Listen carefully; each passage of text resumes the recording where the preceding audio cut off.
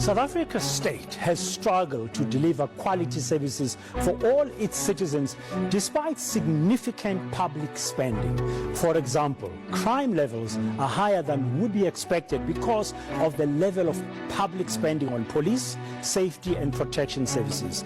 The quality of public infrastructure has also rapidly deteriorated in recent years despite substantial investment over the years. Billions of rands later, Gusile and Midupi power stations are still not firing on all cylinders, and more money is being spent while the country languishes in power cuts. Another example, in 2021, the country was ranked 135th out of 173 on the World Bank's Human Capital Index, despite spending on education and health being amongst the highest in the world. That's almost 15% of GDP. While there has been significant public spending over the past 3 decades, authorities have struggled to deliver quality public services for all. As we begin our discussion, let's try to understand what's really behind these service delivery failures. First up, can I ask you, Dr. Thina Nzo from the Public Affairs Research Institute, in what you do, what are you finding out? What are some of the key factors driving service delivery failures? Thank you, Dan. It's a multiplicity of factors, but one of the most critical one that we have looked at the performance of local government has to do with the finances.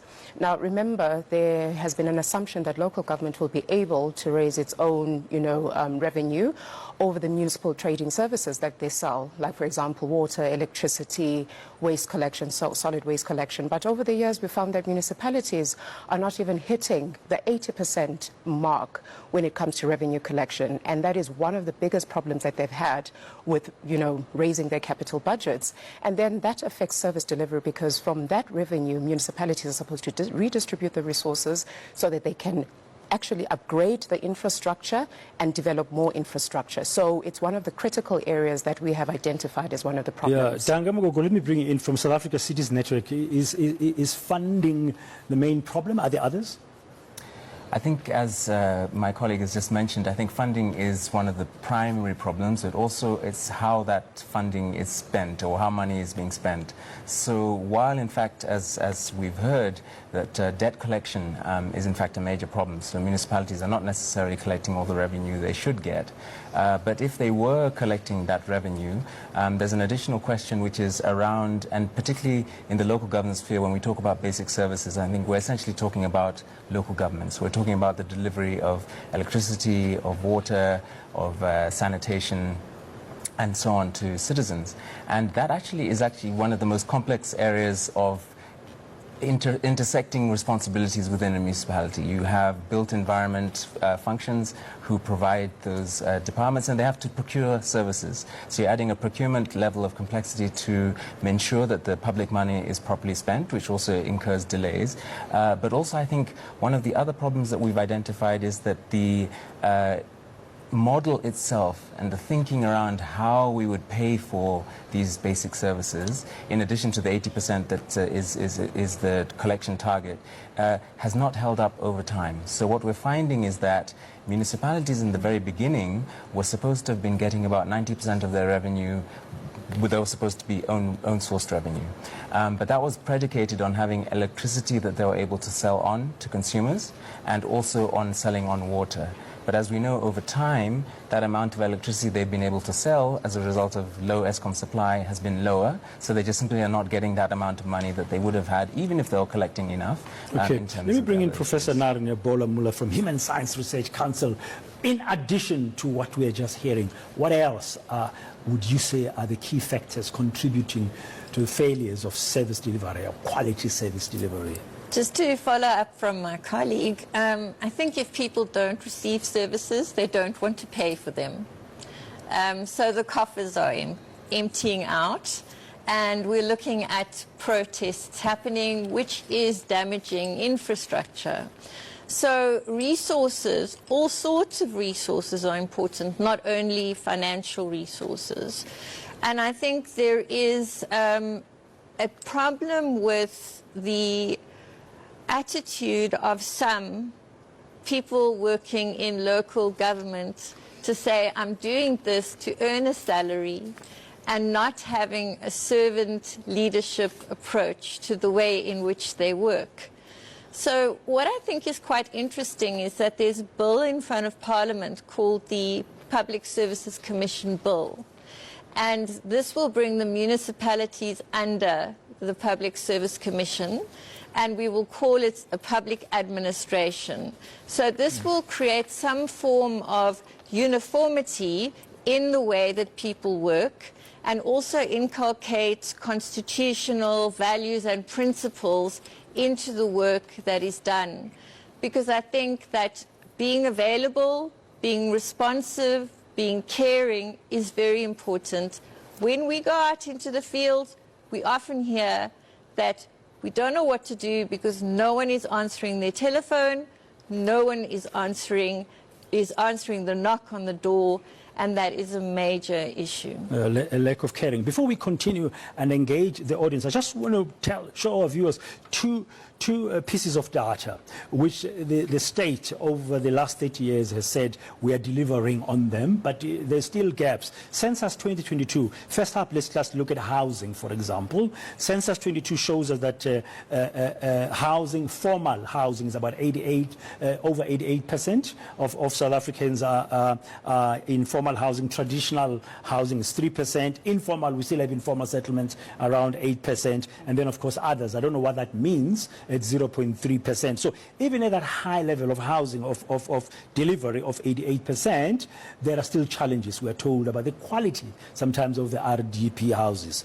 And then we talked about piped water. I mean, the state has promised that it will improve access to piped water. But inside a house, I'll call it a formal brick house, it's only 59%, just under 60%. So you still have a gap of people who are not getting piped water inside their houses. Inside a yard, that could be a tap at the back of a yard, is 22%. On a community stand, just under 9%, and no access, just under 9%. So even on those where the state, according to Census 2022, says the percentages wise, we're looking good, there is delivery, there are still gaps. I mean, you've heard about some of the possible ideas. I was just thinking, corruption, does it play a role at all? I mean, what are your thoughts in terms of service delivery? Please give him a mic, say your name and who you represent.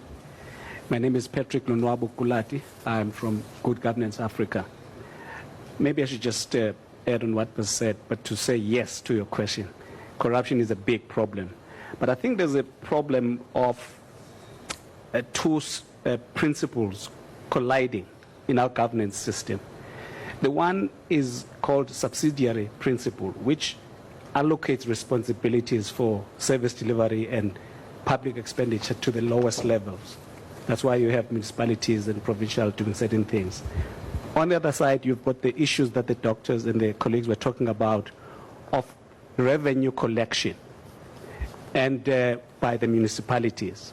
So then if you've got a municipality that is unable to collect revenue because the people living there are poor, there are no businesses, there's nothing that's going on, those people are unlikely going to pay. So I think there needs to be something done to also devolve a lot of revenue. I don't know what it can be done to that level, so that they can also, because a lot of revenue is collected nationally, the big chunks. So there's an issue with revenue collection in the model. It's a big problem. It's a big problem. And then after the second issue, which is, I call it a treasury problem, which may lead to corruption if it's not managed well, which is that treasury takes over money that's not being spent. Rollover money, they get taken back. So what then that does is that it's a perverse incentive for many of the municipalities to spend that money if they know that it's going to be taken away. And so that becomes a bit of an opportunity for corruption and for speedy expenditure. So money gets thrown at things that may not really matter for the resident, just to make sure it doesn't go back to National Treasury. Yeah. Yes, say your name and who you represent. Dumisani Magagula, with the South African Municipal Workers Union. Yeah, revenue collection, yes, contributes to lack of service delivery. But I think we need to highlight that municipalities have different sources of revenue. The main one being they need to collect rates and taxes. But there is ineffectiveness in doing that duty because municipalities bill They don't bill correctly. They don't collect revenue where they should collect revenue. More especially state institutions do not pay municipalities. But we also have another revenue stream, which is the grants that come from national government, of which the equitable share grant is the greatest. But the model of calculating equitable share that goes to municipalities does not assist. We always give examples of municipalities like Kopanong, which has a large geographical expanse with lower population. And as a result, they get less equitable shares. But the communities there do not have jobs and they're not able to pay for services. Yeah, okay. Please pass on the mic. They're saying your names and who you represent. Yes, I'm Paul Smith from Kagiso Trust. I think we must be careful about raising the symptoms as the problem. And yes, there are some unfunded mandates, etc. But I think the root cause of the problem is really institutional culture. And institutional culture? Yes. Okay. And I think institutional culture is something that's a result of leadership quality. And leadership, I mean the senior administrators and politicians. And so unless we start fixing the way our institutions are functioning, we won't really have a true idea of what can improve in terms of finances, better revenue collection, and we won't have any idea about probably saving money that's been misappropriated or stolen. Yeah. And so I think ethics is a really good starting point. Yeah. I'm hearing questions of leadership in terms of also capacity and to deliver effectively. I'm hearing issues of funding. I'm hearing issues of revenue collection. What else would you say the root causes of the failure to deliver quality services? Thank you. My name is Bongani Qankase. I'm from the PSA, Public Servants Association of South Africa. I think the nature or the type of cadre that we have through cadre deployment, it's a major problem that causes all the problems that we have, because we don't have a proper skill set of managing a municipality. Because all the issues that we are highlighting in terms of revenue collection, those are strategic decisions. They are affected by strategic decisions taken at a higher level. And if you have a person that does not have a proper skill set in terms of taking strategic decisions that will take a municipality further, those create major problems that will then have effect in terms of how services are made. And I think that is the issue that we need to address as to whether do we really need a servant that is having a particular skill set that will be able to run a municipality before we can then say what are the challenges, because that will then determine in terms of how we then deliver what we are supposed to deliver as a municipality. There's a lack of competency, I hear. Yes, sir, please say your name, who you represent. Hi, I'm Keith Swanepoel. I come from Mmabatho. I think Mmabatho is one of the two recognized unions within the SLGBC, the Bargaining Council.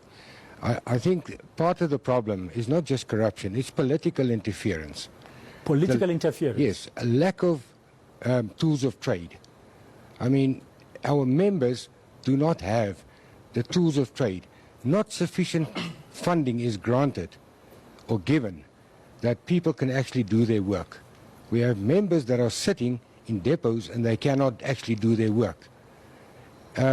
Obviously, for the other part of that, the appointment of contractors, because that is one of the big illnesses within local government. The procurement side. Absolutely. And utilization of contractors, where paid staff actually sit in depots and are employed to do their work, and they cannot go out and actually do the work. Okay. Then they utilize contractors. Please give the gentleman in front of you the mic. Please say who you are and who you represent. Thank you very much and good afternoon. My name is Thapelo Maliko from the Local Government Youth Development Forum. The issue of corruption plays a major role. I hear colleagues talking about the lack of funding and lack of proper collection of revenue. Even where funding is available, it disappears into thin air. We have a classical case of Hammanskraal that actually ended up claiming lives of people when in fact resources were allocated and appointments were made of a particular company that did not deliver the service. So for me, if we are not going to address the issue of corruption, we are going nowhere. So it's a key underlying factor. Say your name, say, and who you represent, although I may tell from your cap. No, thanks. Thanks, Praten. My name is Ramatolo Tlotleng, the national spokesperson of the Young Communist League of South Africa. Praten, I think for me it's 3 points. One, it's the issue of corruption, as it has been correctly captured, but which is largely influenced by the tendering system, the current modality of the tendering system, because it's a conduit to the corruption that takes place in municipalities. That's the first point. The second point is accountability. There seems to be a lack of accountability for the money used and the money received back, which I think colleagues here are raising, the issue of revenue collection. It's a serious problem, and it needs to be attended. I think the modalities and the systems that are used in municipalities need to change that part. The exorbitant and incorrect billing systems, which are a serious problem in our municipalities as well, and they need to be sorted out. A classical example, I'll tell about the municipality that I reside in, the city of Ekurhuleni. You know, before in the past, there used to be a good revenue collection, systems were working and stuff like that. In the recent past, even refuse collection seems to be a problem. Those are part of the issues that I think are leading to a collapse of municipalities. Thanks. Okay. Ma'am, please say your name, who you represent, make your point. Thank you. I'm Ruth Troskie. I represent National Business Initiative. Now, what else is causing service delivery failures? Yeah, look, our unit is responsible to look at strengthening the capacity of the state. And the big thing we observed was the lack of capacity. And we found in local government, there are two things. One is the lack of capacity. The second thing is that the local government, the officials are so busy, besides now the others that were mentioned, so busy trying to comply with all the legislation and the regulatory frameworks that they need to comply with, that they hardly have time to transfer skills to the junior staff or even get to service delivery. It's all about compliance. It's all about trying to do this report and submit. And there is a serious lack of soft skills. We may have people with technical skills, but the soft skills is a serious gap in local municipalities. Someone mentioned lack of caring that people are saying they're seeing. Yes, ma'am, say your name and who you represent. Hi, Mmabatho Mongae from Good Governance Africa. So I think that this is a multi-layered and multi-connected kind of issue in the sense that politicians may say it's an issue of migration from rural areas to urban areas, so therefore more people to take care of and cater services delivered to, but less budget. There's corruption, there's a wide range of issues. But rural municipalities are also suffering lack of service delivery. which is very much true. But I will say this, in addition to the points that have been made, I think that two central things is one, the quality of leadership. And, you know, he mentioned the issue about accountability. There is no incentive, or there is an incentive for bad political behavior. So when councils, leaders are not responding to the communities, when they are guilty of corruption, just see how long it takes to actually hold them to account and what kind of repercussions are there. So it's almost like you are rewarded for bad leadership, and that speaks into the issue of quality leadership. There's a lack of quality leadership, and it's overstated, but I always say that the most said sayings are the ones that are often overlooked. But just one brief point that I'll also add is that someone else also mentioned the issue about investment. So it's almost like, how do we, yes, local municipalities receive their budget from, national level, but how can they reproduce and create a profit from what they receive? Now, if we speak of lack of investment, that speaks into lack of service delivery, no investment and so forth. A number of factors. We'll continue here on We the Nation. As we're trying to discuss that beyond the 2024 elections, how can the state better deliver quality services for all and to all its citizens? We are currently hearing there are a number of factors that contribute to the failures of service delivery. We'll carry on this discussion shortly.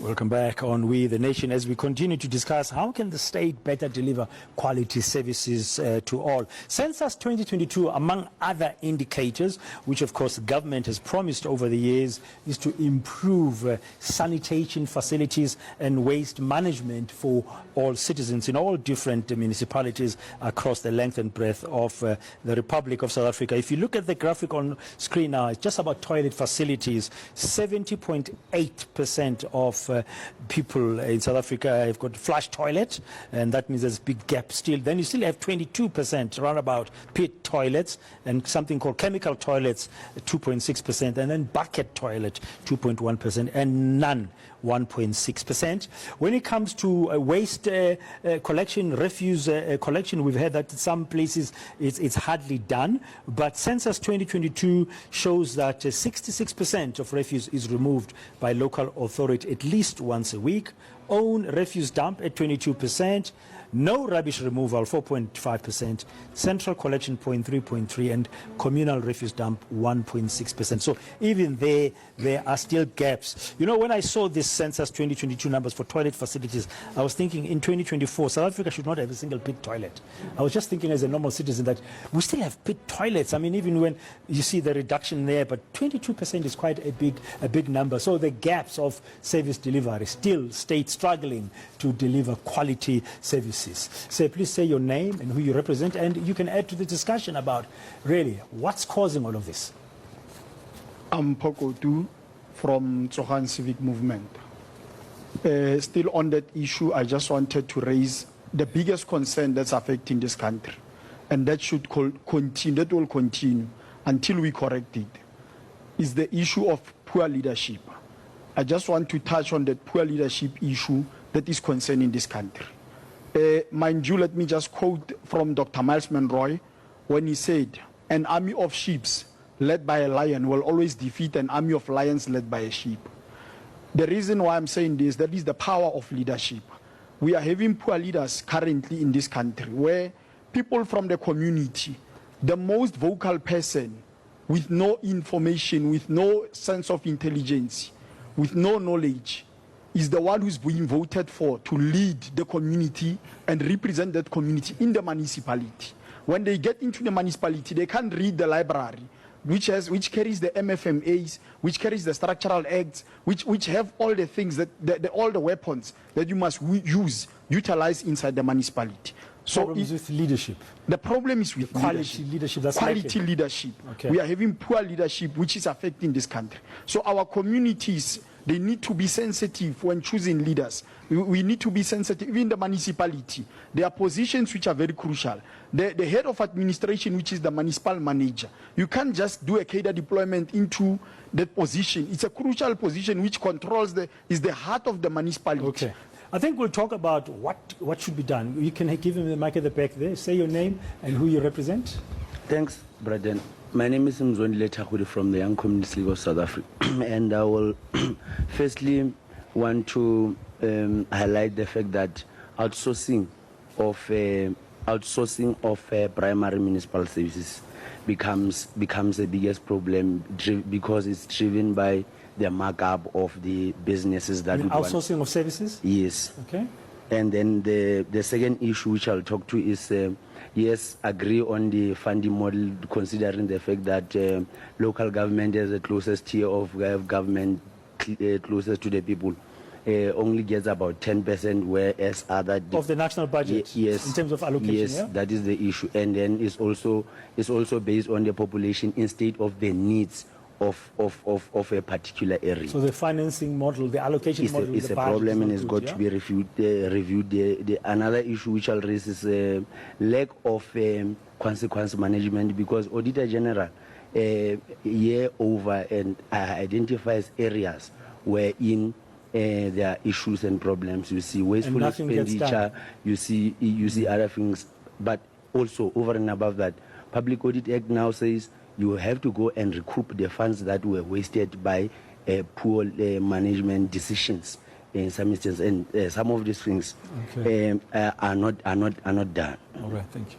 Yes, ma'am. Say your name and who you represent. Hi, I'm Mendi Shozi from Border South Africa. Border is an NGO that is mandated to work with local governments. Here in South Africa, we get funding from Germany. So I understand, especially with the graphic you just showed now, we work primarily with water and sanitation and with helping municipalities. And one thing that I can say with that is also with user acceptance and with communities themselves. We find that it's not feasible financially in terms of infrastructure, in terms of getting sewer piped everywhere. Financially, it's not feasible. Geographically, if it's in a rural area where it's one community there and another 10 kilometers away, it's not feasible financially. So, matter of getting that understanding at a community level, and then not expecting government to give you that service. I'm not saying not give you that at all. There are other alternatives. There's other sanitation alternatives. The problem then comes with how do you procure them? Because there's nothing in the bylaws and legislature that says if it's an innovative or a new type of technology, that then what are the procurement steps that you can take? Then it's are not you saying the government will have no role there? Because there's no government role. has So got a macro role in terms of enabling the economic environment. Yes, so sometimes it will come but also from it has to enable the locals. Yes, it will come from national. Sometimes it will be a national strategy or policy. But if that's not in place, there's no incentive for them to say this municipality doesn't have this, and there's a company that is coming with a solution, but we can't use that because we cannot do the procurement for that. So there's also that issue. Thank you. Pass the mic to the lady in front. Ma'am, say your name and who you represent. I'm Tsepiso Linswane. I'm from the South African Council for Planners. South African Council of Planners. Yes. Is there urban planning? Okay, that's a topic for another day. That's a topic for another day. You make your point. Sorry, ma'am. You make your point. You know, I truly believe that proper planning prevents poor performance.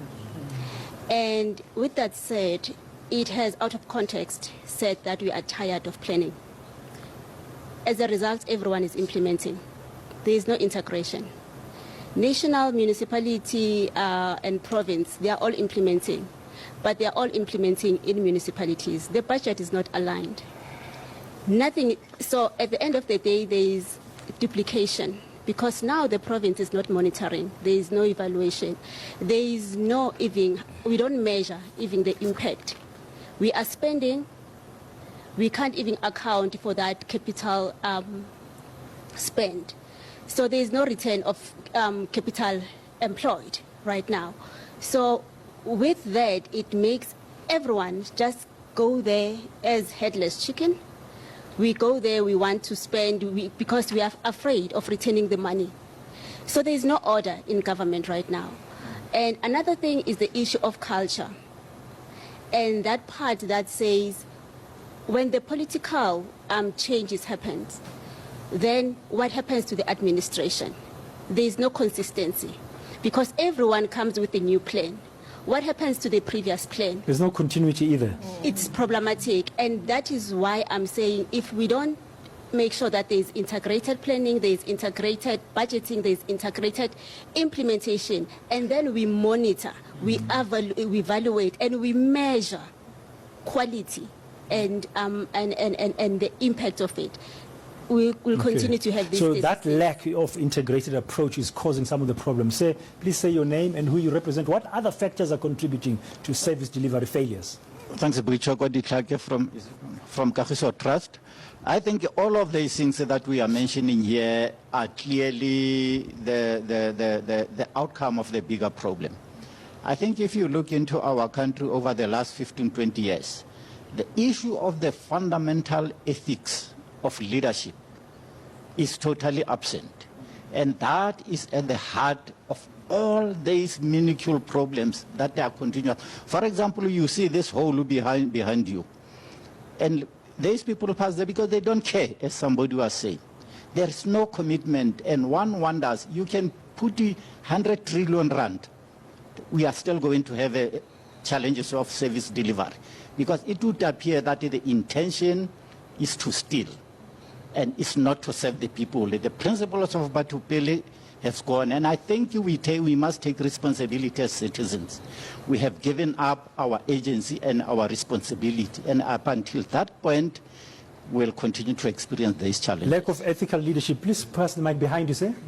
Please say your name and who you represent. Khotso Kobo, Local Government Youth Development Forum. I'm so touched by what he just said, actually, because what happens is that lack of public participation from citizens or residents. So what happens is there's no proper consultation, even in the budgetary services, how municipalities should run. So people are not included in how or they can have a say. So what happens, end up having programs that actually are not even suited for those community members that they should be addressing. So there's a mismatch. Back then there used to be public participation, and then that leads to violent protests within the local government that we're seeing. And also skills shortages are a problem where municipal workers are not properly capacitated to actually deal with some of the challenges that we face. Dr. Nzo, let me bring you in from your research, Public Affairs Research Institute, just thinking about the role that you are seeing incompetence plays, or incompetence can open the door or lead to mismanagement, and that could become an underlying factor because of a lack of skills, for example. What are you seeing? Absolutely, Dan. I mean, it's one of the critical issues that we also deal with related to institutional capacity of local government. And over the years, we have seen how institutional capacity has been eroded, particularly at local government level. And that also owes to something that we are very privy to, which is the patronage system that has infiltrated System of patronage. System of patronage, absolutely.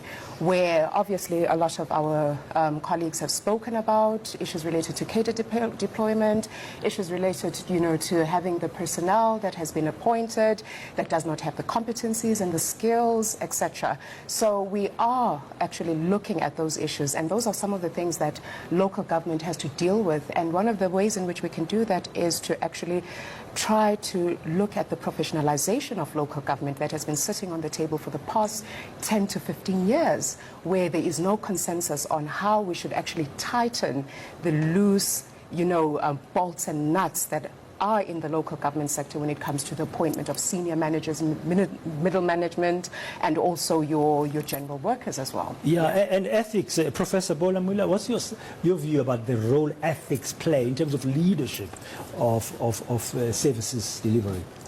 Well, I think that's a really central part of all of the things that we are facing at the moment.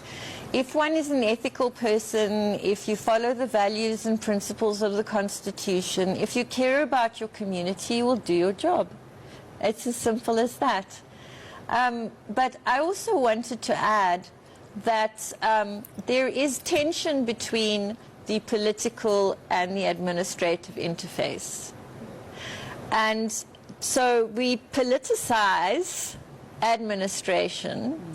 And when we come with our new political leader, the new political leader comes with his or her own administration and his or her own plans. So there's no continuity. And so the focus is not on ethics, the focus is on political gain. And we need to move away from that, and we need to see administrators doing their bit and politicians doing their bit. Yeah, and Danga, from your perspective, the modern cities have to work better than our cities are currently working.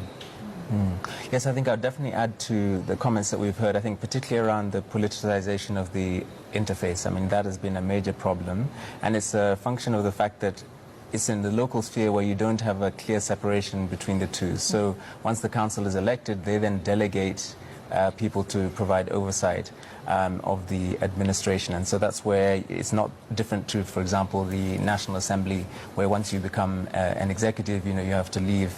You're no longer a political person.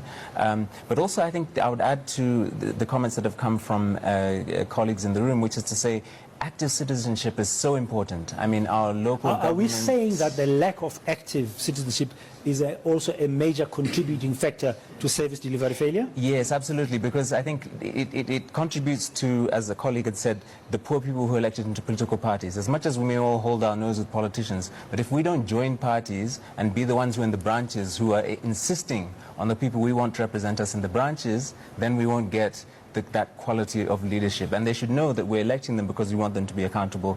And by the same token, when that person is there within the administration with oversight for the technicians who are delivering the water, delivering the sanitation and so on, they will know my community said they sent me here because they want to make sure these services are delivered. And that person will then deliver on that. Then I think bottom-up accountability. Yeah, okay. Yes, ma'am, say your name and who you represent. Hi, my name is Nobisa Mkhize. I represent the South African Youth Parliament for Water.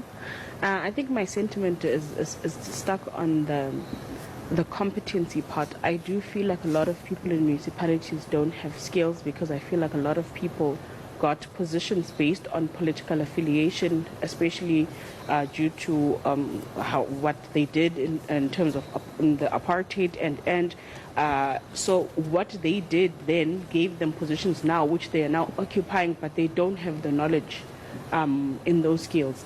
And I feel like the younger generation, which is educated and is looking for positions in these spaces, they're not given the opportunity to contribute. I feel like young people have a lot of ideas and a lot of new ways to do things that I feel could contribute positively, but they are not given a chance. So I think that's another thing that I feel like people, spaces are being hogged and younger people are not being let in, and I feel they can contribute and offer so many solutions. Lack of that youthful energy and fresh ideas is possibly a cause. Yes, ma'am. Say your name, who you represent. I can see from your jacket. My name is Queen Mbabatho from Imatu. A lot of the problems that have been identified, they've already been identified by the watchdog, the Auditor General. Like, for example, the exorbitant funds that are used to pay the consultants in the municipality, where sometimes the work that have been done cannot be pointed out, and also from the issues of non-skilled people. But the problem is the Auditor General lacks the power to implement any consequence management. So we do feel that the Auditor General also should be given more powers. Thank you. Okay. Yes, sir. Say your name, who you represent. My name is Mpogang. I represent New Horizon Movement. What we are saying is, one, we need to professionalize local government, and we need to start with politicians. One of the reasons why a lot of people are killing each other for being councillors is because you can go there with grade 1. Once you raise the bar and you say, for instance, for you to be a ward councillor, you need to have a minimum requirement, a post-matric qualifications, then there are a lot of people that are eliminated. I'll make an example. I work in a municipality. You take someone who was making noise somewhere, insulting the opposition, you make him a ward councillor, right? Because we don't vote for people, we vote for parties. We vote for someone that we don't know. That party wins, that person goes inside. Council agenda is 325 pages on and on. And you get it 72 hours before council sitting. You give someone who has not even finished a chapter of the Bible, just one chapter. You give him a document of 322 pages that he must go through 72 hours before council sitting. That person is not going to do anything. That is why they go there, they sleep, they listen to politicians who tell them, this is the time to raise hands. Say aye. Aye. When you ask them, they can't tell you. Is it that bad? It's that bad. It's that bad. And the extent of it is, once you become a councillor, you can become a mayor. Once you enter into that council with your standard 3, not knowing how to open and use a laptop, you can end up being a mayor. So that is number one. Professionalize local government and start with politicians and make sure that we have bodies like the bodies for municipal managers, where you do not become a municipal manager unless you belong to this professional board. That is number one. The last one is you can't blame the community for lack of participation. We were all happy when we saw Amapanyaza in a gathering where they were not supposed to be. And that happens everywhere. If you go to IDP meetings, you will find EPWP people everywhere. You will find people that do not belong in that area present there. When the people that belong in that area raise issues, they howl at them, when they do not even live in that area. So I'm saying the problem is with politics. Our politics are broken, and we need to depoliticize local government, professionalize it, and make sure that... That's a solution which we'll unpack a little bit further. But what you are saying, there's too much politicization and lack of knowledge and education. When we come back, you'll have the first bite. We are talking here on We the Nation about how can government better deliver quality services to all. We identify what is the root of the lack of the delivery of quality services. We're asking, beyond the 2024 elections here, how can government better deliver quality services to all? A number of factors are being identified as being key to the service delivery failures that citizens are experiencing over the last 30 years. Welcome back. It's We the Nation as we continue to really dissect what lies at the root of the failures of service delivery by government that has budgeted a lot of public spending money over decades and in all spheres of government. I mean, one of the points that was being made just before we went to break seemingly is that political appointees are chosen on political grounds into municipalities rather than competency. Now, we were looking at some of the data just to see this was promised. Let's look at energy now as we start this part of our program. If you look at the delivery of energy, and there's two parts. We use energy, all of us in South Africa, when it's available for lighting. Now, Census 2022 shows that just under 95% do have electricity from mains, and then a smaller minority of people still using candles at 3%, some of them still firing up their lamps with paraffin, and the solar beginning to be a thing. There is gas as well, and other people, 0.2% of South Africans don't have any. There's a lot of, a majority of people having electricity when it's available. And then in terms of cooking, we use energy for cooking. 65% of us taking it from the power supply, from the mains, and 25% using it, we cook from gas, and then there's wood, and then paraffin, and then coal, and then solar. So there are still gaps there. It seems like it is not competency that makes people get into those important positions where they need to deliver services, but it's political appointments. Thank you, Brother Dumisani Magagula from Tsohan Civic Movement. Brother, one, my view is that we should legislate that every directorate or they should be appointed. It be not political affiliation, because that's the problem comes in. We have to go in now and appoint an who's going to buy, put money into the table and says, I'm ready to become a municipal manager. I'm giving you 250,000 for this position. So I think we must have a document that says every directorate or a municipal manager does not be affiliated to any political party, so that we can have proper administration. Because without proper administration, that's why we are failing. You know, our current president says, when he was appointed, he said now it will take us 8 months without load shedding. The very same current CEO of ESCOM says the very same thing. It will be under 8 months where we want now. Yeah, 8 months without load shedding. But currently we are sitting at stage 6. Yeah. Problem is that accountability is no longer there. And earlier somebody made a point here that even if when municipalities are able or want to, the effect that there's no energy affects the delivery of services. Services. You have procurement. You got someone having a tender to come and clean the sewers for 5 years. He failed. And then we are doing a month-to-month contract basis. Why do that? Why get the capacity that people can come and do the proper job? Because of why? Cadre deployment. I'm getting something from this guy as a mayor, as a directorate, as an MMC. So we have to have people that are capacitated to come and do proper jobs so that we can have going forth regarding service delivery. Okay, please say your name, say and who you represent, and make your point. My name is Piwese Khodi from Plan Act. I think maybe before I make my point, from the point that the fellow parliament has just made. I'm aware that, not very long, the President passed a bill where the and senior management, your CFOs, etc., were barred from, holding political office.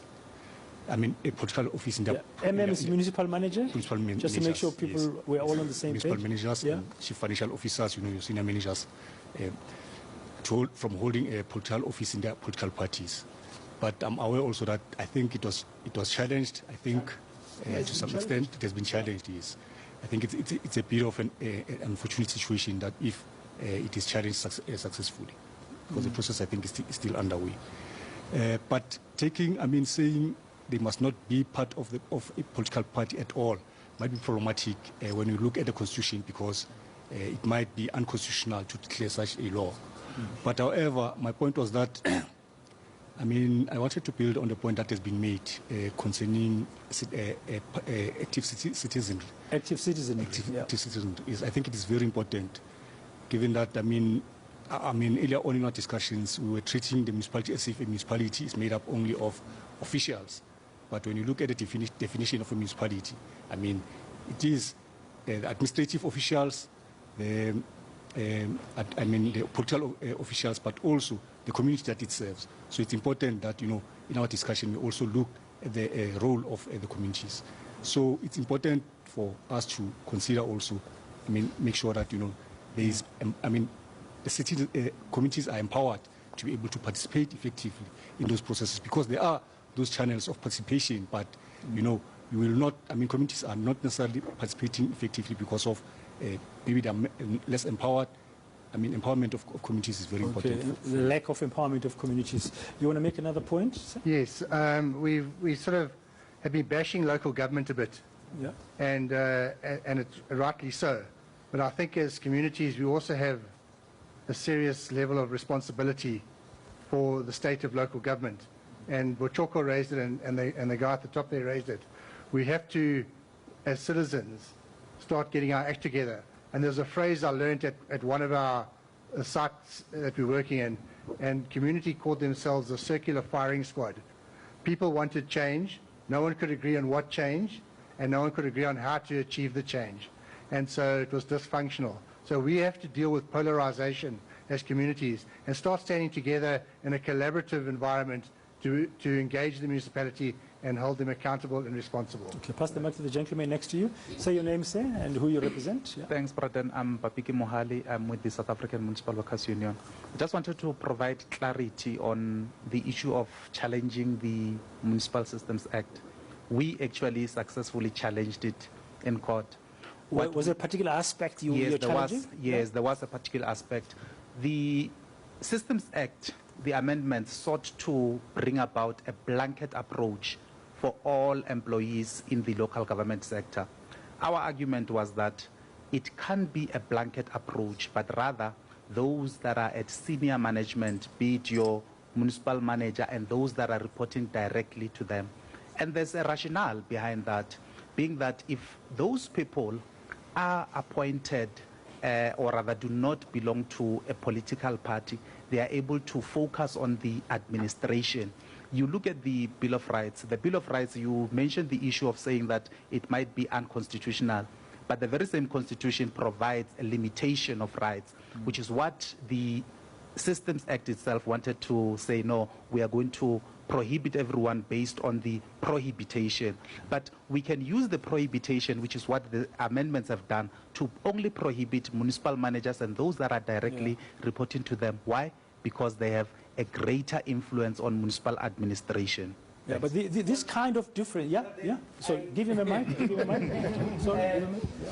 You know, then I find it funny that a workers' union, right, went to court, challenged the president to say, Mr. President, you can't do this because these people want to join their political party. It's not a political party that took the president to court.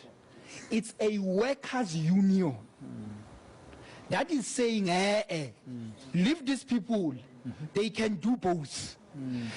The problem of local government is that you have branch chairperson, branch secretaries who go to work, who do not account to anyone because they tell you that, Emrena, you report to, I may report to you here, but your boss reports to me outside. And SAMWU is agreeing with the very rot that government is trying to fix. So I'm saying this is a practical example of this clash, that SAMWU spent its own money to protect political rights, not workers' rights. Give him a mic to respond. You want to respond, Papi? I'm glad actually that my contribution has actually solicited such a response. But then, as a workers' organization, there are certain things that we look at, and we are not confined to salaries and wages. We also deal with workers' rights, and political rights are also rights of workers. You cannot divorce workers from politics. You can never do that. Yourself, you vote. Yourself, you belong to a particular political party. And the very same rights, they are there in the Constitution. Could it be that this lack of distinction or this distinction is part of the problem, Papi, for service delivery? Not necessarily so, Braden. I mean, if you look at the angle that we are coming from, I will give you the perspective that we've taken this from. You look at a general worker, someone who's responsible for collecting waste in the streets of Johannesburg. What influence would that person have over administration, over tenders? It really does not make sense. Hence, we took that conscious decision to say we are going to challenge that on behalf of our members. Our members do believe, in fact, they do have the right to belong to political parties, which is why we took the decision that we took. So, ma'am, you wanna chip in? Yes, thank you. What you you're also saying, trade union? I'm also a trade union. Yes. Yes. Not the one that challenge the government, but what we're saying here is, as IMATU, we know there's cadre deployment, but we do have a problem when the cadre deployment it does not agree to the recruitment that is in place, where it is necessary that the person must be skilled and experienced. We're saying cadre deployment, but you must have the skills. So in resolving this problem, we are happy that there are now COCTA regulations, which have now made sure that we as the union will be sitting during the interviews, even from the shortlisting stages. So we are hoping that that problem at least could be eliminated. Okay, yes, you want to chip in as well? Yeah? I'm agreeing with Mama there. This thing of us having a political office, let's say I'm resuming an office of an MMC, I have to come with 5 cadre deployment. Find you, the guy's not having metric, does not know how to type. He will be my PA in a position that is critical in the municipality for infrastructure. I will tell them, give them the ground plan. They don't know what is a ground plan. So the cadre plan must stop being appointed to the higher offices. Let them finish on the cleaning up the offices, picking up papers. Okay. You know? Yes, sir. No, thanks, Braden. I think it is very clear from this discussion that even the act itself was politicizing the municipality, and which is the law. The law was yes. politicizing the municipality, and which is a greater problem, because issues of crime that arise from political infighting are actually a direct impact into municipalities. You can take an example. And it affects service delivery. And it affects service delivery. Let's take an example in Matlosana municipality. There was stoppages where workers could not go to work. Programs could not go ahead because a group of criminals in the township wanted to determine where the tender should go, and they had to halt the municipality. And those group of criminals are not external to the political party, are internal to the political party, but they are just a henchman outside the political party to run the system. So the problem of politicizing the municipality is actually the greater problem that we find the lack of service delivery being so pandemic in the country. Pass the mic to the lady behind. Yes, ma'am. Make your point. No, I actually really agree with that. I think more than anything, the work should not be connected to what political party. I mean, I understand that a human being has different facets. Yes, you might want to be part of a political party, but can that not be connected to your work? Like, can it be separated? But currently it looks like it's not separated. Yes, from what I'm hearing. that is the problem. The problem is that people want to be politics at work, to be politicians at work. Do you get my point? Yes. At work, we are here to do the work. Do you get? Let's focus on that. And I'm sorry to say this, but I'm very disappointed at the workers' union who's fighting for politics to be it's about the work. I'm not saying that, like, I don't know. I'm sorry. I'm just Okay, that's fine. Yes, you'll gather your thoughts. You'll express yourself. We've got time. Yes, No, make your thanks, points. thanks. Yes. Praden, I think we may be digressing, but it's important to clarify. Yes. In 2017, SAMWU lobbied for the Municipal Systems Act to disallow municipal managers and directors, Section 56, from becoming political office bearers or office bearers of political parties. Why was that identified as a problem? We identified it as a problem because there becomes a challenge in a municipality where the executive mayor is a junior to the administrator at the level of politics, and as a result, So an administrator calls the mayor to order because in the party he's a senior. Yes. So we then fought for that because municipal workers has that changed now? Sorry, just in the interest of they time. wanted to change it and extend it to all municipal workers should not become office bearers of political So you parties. wanted We to be challenged limited it to a category. successfully. Unfortunately, Salga is not here. Okay. Salga is taking it back, and they are saying they are going to challenge it further because they still believe municipal workers should not partake in politics. But that separation of power, let's call it that, or separation of functions. If you're an administrative municipality, you must just focus on doing the job and not get any political thing.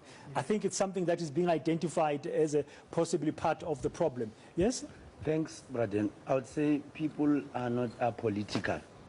People are not apolitical, and then workers, before they are workers, they are members of communities. And as the Young Communist League of South Africa, we did support SAMWU on this question that it ought to be limited to senior management, people who have influence on critical decision taking in the municipality.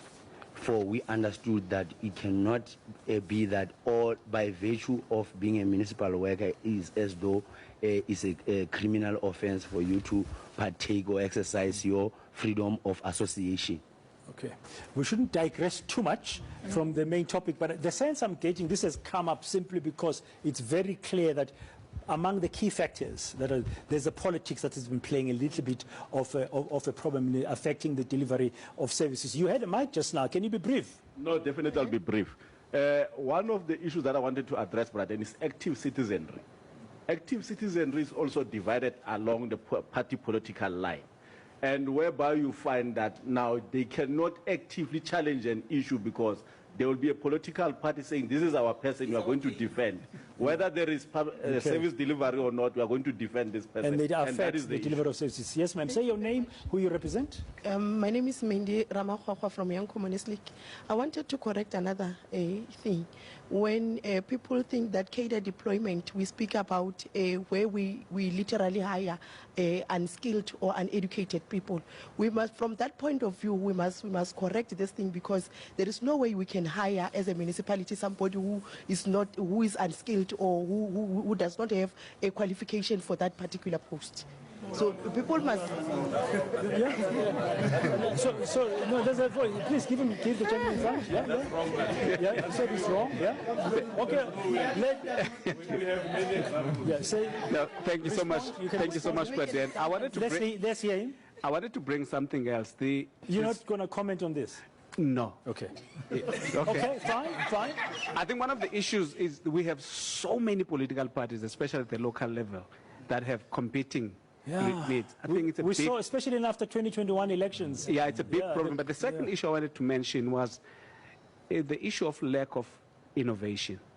And I'm just wondering, as maybe as one of the solutions, if there are no like AI solutions that could provide certain services in certain municipalities, so that people can actually just use machines in order to be able to get their services provided. But that also brings another problem of jobs. Yeah, So I was just about to say the trade union guy sitting next to you. Yeah. But he's not going to be happy with we have artificial intelligence. We have to be modernized and move forward Yeah, because. no, but I understand. On a serious note, I was just joking, but on a serious note, it's something to be considered, innovation, because of trying to find ways of how to make sure we deliver services. When we come back here on We the Nation shortly, we're going to be looking ahead now and saying, okay, we're sort of on this road while we are looking at the factors contributing to service delivery failures, also pointing out at what could possibly need to change. We're looking at this with a lens of saying beyond the 2024 elections, after 30 years of democracy, with such service delivery failures that our citizens are experiencing today, how can government better deliver quality services to all? Stay with us.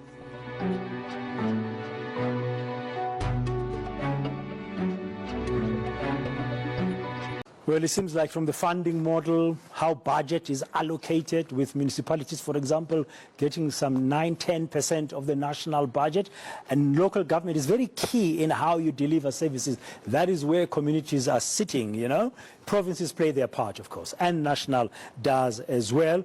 Ethical leadership could be a problem, lack of it, competency, people being given jobs while they're not necessarily qualified for them, issues of competence, and maybe we lack innovation in how we try and tackle our problems at the local level to deliver services. And what about community involvement? So a number of factors are being raised, including the model itself and the system of how how the municipalities are being run.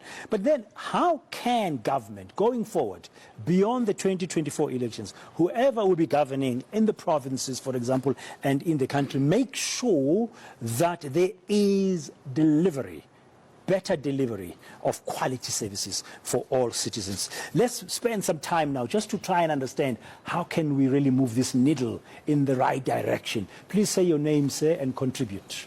Thank you, Denovan Maritz from the National Business Initiative.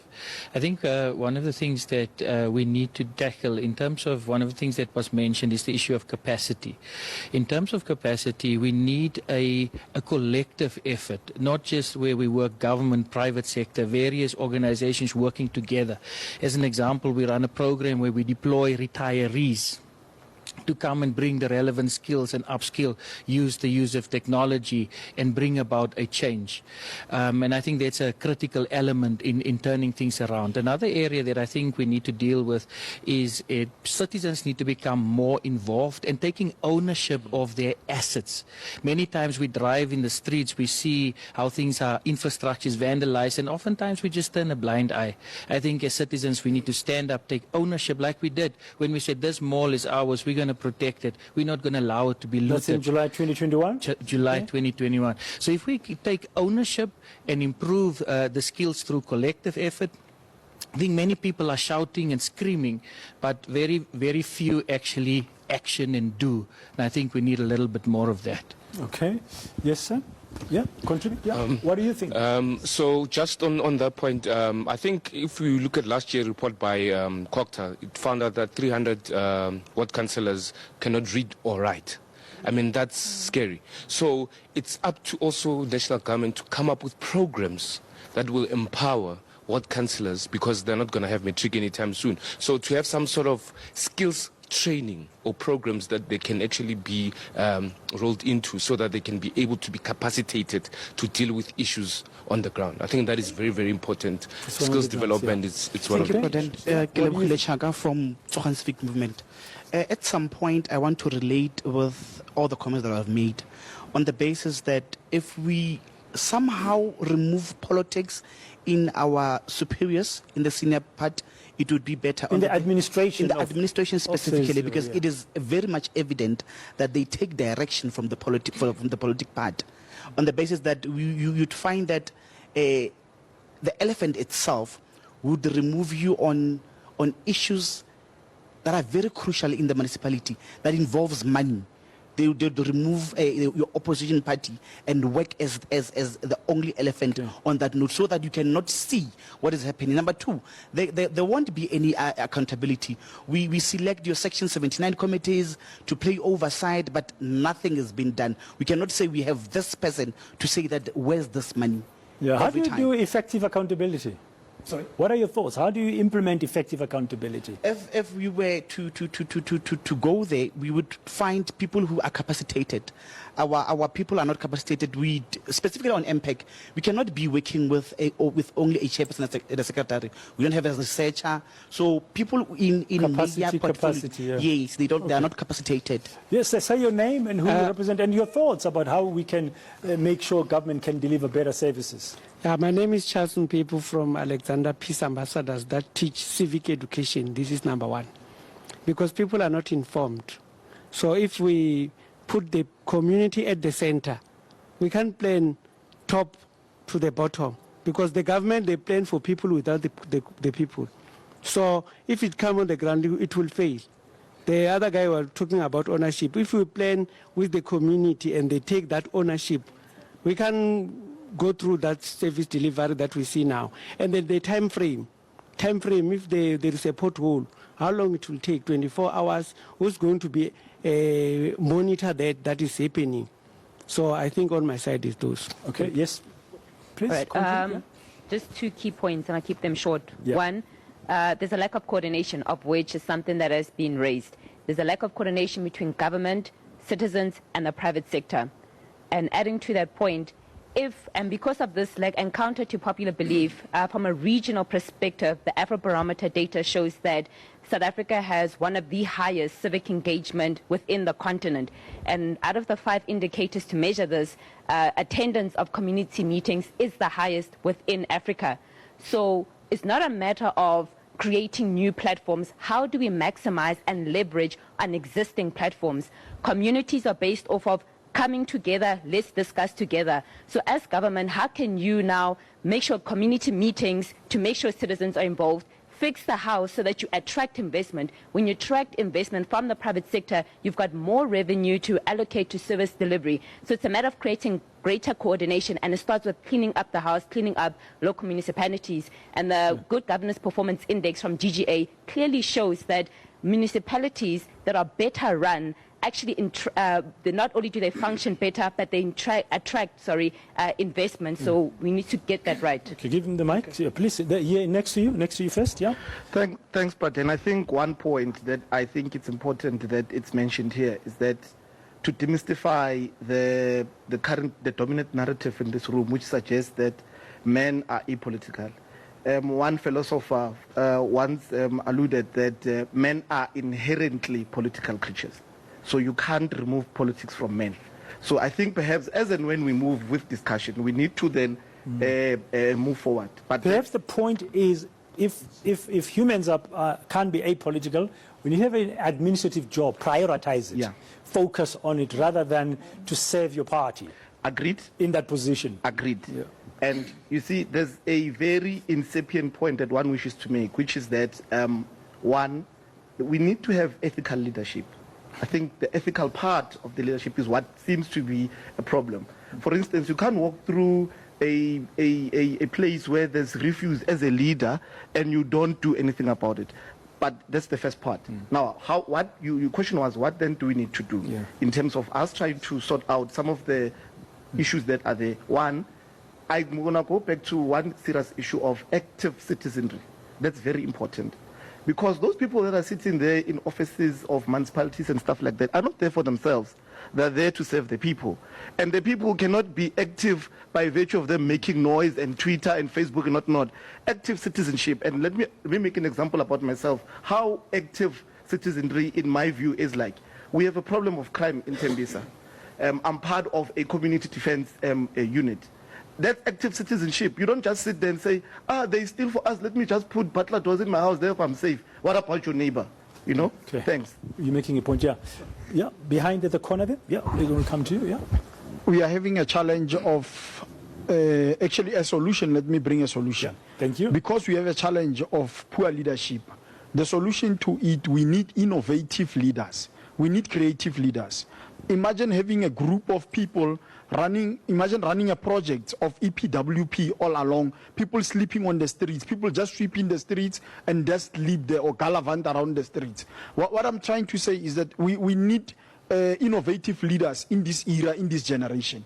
Because once we don't create projects or programs that builds and develops people, once we teach our nation to give them 350 rands per month, and then they live out of those 350s, they live out of the grants, we are not going anywhere, we are not growing. Look at Ditsobota, for instance, in the northwest. The municipality was disbanded, but still there was no progress after another elections. Look at the Rustenburg municipality, where I come from, in the Rustenburg local municipality. There is an RRT issue where billions were spent, but there is no accountability. Somebody spoke about accountability.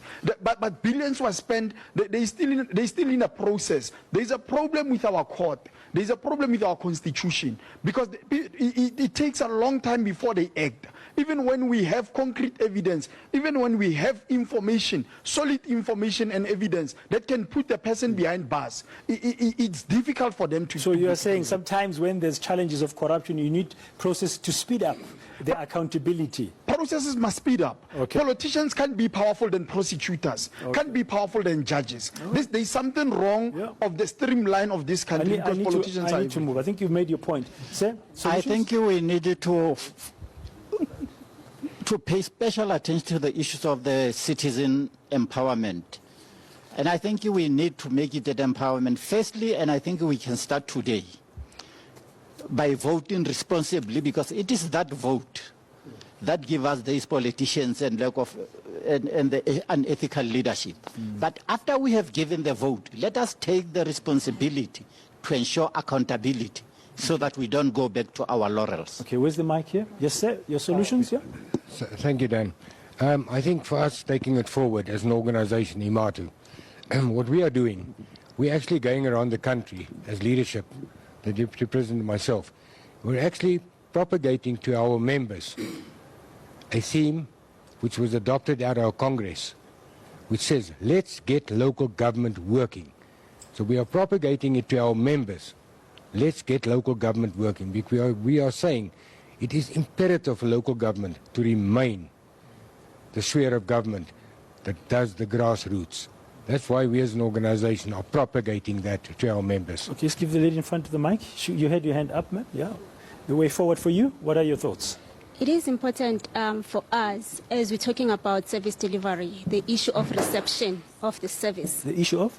Reception. Receiving that service. What are you receiving as a community? Is that what you requested? Is it of a good quality? And if you feel that it's something that it has just been imposed upon you as a community, you need to speak up. You need to go back to the providing authority and ask for the professionals. Where are the engineers? Where are the planners? The community has a role to play in monitoring the quality of the service that's being delivered. To receive it first, because they cannot just, you go there out of the IDP and say we are, because now it's dumping. Yeah, okay. You know, so it is important that when I talk about integrated, the community itself has a responsibility. Yeah. You have the responsibility of the private sector. We have the responsibility of the education, the schools. So we need to make sure that whatever, when we talk about delivering, we must also make sure that what we are receiving is of high quality. Is of what quality. Pastor Thank you. Yes? Your solutions? You go ahead. Thank you very much, Braden. In terms of solutions that are at our disposal, one key thing is this thing of servant leadership. That one is key. Now, coming from the servant leadership, you build on issues of ethical leadership that will now deal with the issues of corruption, because we can no longer continue with the way we are continuing, because the corruption breeds all the other social ills. The issue of unemployment will continue to grow, because even in terms of employment, starting from municipalities to provinces and national, we know that people must have a budget to buy a job. Women must be unethical and do very evil things for them to secure employment. So we have to deal with these issues, and the best way to deal with it is the issue of consequence management. When you are found at the wrong side, ethical leadership and consequence management. You must face the music. Thank you. As a way forward, we want to ride on the wave of active citizenry. This active citizenship is coming up a lot. Yes. I think there is a need to acknowledge and recognize municipal workers or public servants as agents of service delivery. And if they are agents of service delivery, it talks to who do you recruit to work for the municipality. Recruit professionals and recruit young people who are able to deliver their job. And protect them when they raise issues of corruption in the municipalities. Rely on them for service delivery. They're not protected. Rely on them for service delivery instead of over-reliance on private service providers. We'll get some more solutions shortly as we conclude with the nation here. Our very important discussion, 30 years on democracy, just ahead of the 29th May election, asking how can the state, how can government better deliver quality services to all. When we come back, we'll have a quick wrap just to get some final thoughts about the best way forward. Stay with us.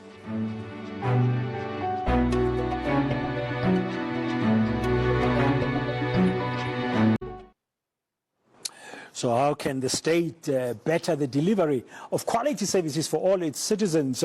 We're finalizing our discussion here on With the Nation. What do you think, ma'am? What are your thoughts about the way forward?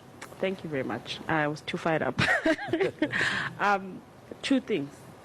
We need to learn from, what am I supposed to say? Places that do things correctly. Like learn from, if you want something and you see someone who's doing it correctly, learn from the person who's doing it correctly. Do you get my point? Like, I feel like municipalities, they hold on to the system or how they want things to be done, that they don't want to learn from the other municipalities that are doing things right. I think that's the first thing. Second thing, it speaks to the issue of sustainability. Sustainability, if you can just break it down, just briefly, it's about you use what resources that you have now, but in always thinking of the future. I personally believe that the young people are the future, right? Yeah. And I think they should be given the opportunity to partake in the decisions in the It's a good point. I need to move on because of time. I was corrected the other day here on the show when I said young people are the future. They said, no, but then young people are the present who've got the future in their hands. So I said, oh, okay. So I get your point. I get your point. Prof Bohler-Muller, some thoughts from you as we're about to conclude about the best way forward? I think that we have a huge job ahead of us. You've been quoting Stats SA. I'd like to just mention our own survey, the South African Social Attitude Survey, and trust in municipalities and satisfaction with municipalities sits at 25% of the population. That's very low, eh? Very low. It is very, very low, and it is a statistically sound survey. So I think there are a couple of things, but I'll just mention two. Yeah. Consequence management. If somebody does wrong, discipline them, and if they should be fired, fire them. But let's not see that person pop up somewhere else in another position. Okay, the second point, sorry to rush you because of time. Yeah. Political connections. Yes. Yeah. And the other point that I wanted to make was that we need to continue to have these conversations. Yeah, consequence management, and let's keep talking. Yeah. Hopefully we change things after we talk. Danga? I think I'd second that. I think we should keep talking, number one. I think there's been a lot of very useful viewpoints that have been aired here, which I think we can build on. But number two, I think in the consequence management area, I think particularly I'd focus on the Section 79s, the Municipal Public Accounts Committees, where oversight is supposed to happen, and strengthening them. But finally also to say that the other spheres of government, so national and provincial, should actually step up to the party and assist the local sphere in the way that was envisioned at the very beginning. Because of the way political parties are also organized, the co-equal spheres of government that the Constitution envisages actually has become a hierarchy within the party that's national, provincial, local. Yeah. And we need to just make them co-equal, and the investment should be in the local sphere. Dr. Nzo? Well, I'm actually going to respond to what Danga said. In the sense that local government is a young sphere of government, and it has been built on constitutional understanding that, we'll have fiscal, administrative, and political decentralization. And right now, Dan, what we're seeing is that we are having cracks in the system. And I think it's about time that we start even reviewing our fiscal, administrative, and political decentralization to say that it's not working. What kind of system do we need in the future? So let me We just need a end new there. system. Do you agree? Yeah, I think we must acknowledge that services are not delivered by an institution. It's delivered by people. And perhaps that is the issue here. We need to perhaps appoint just more civil servants and less officials. Okay. Well, some ideas here. I mean, we could carry on. There's too many of them. But we're getting a sense that, among others, we need to employ people with the relevant skills. We need an active citizenry. That has come up time and time again, not just in this edition of We the Nation, but in previous ones. Skills development and training for councillors, implementing effective accountability that goes with consequence management, improving coordination between the public, the private sector. And we need more ethical leadership, improving that consequence management. Very important. And as we say here, we the nation shall always rise.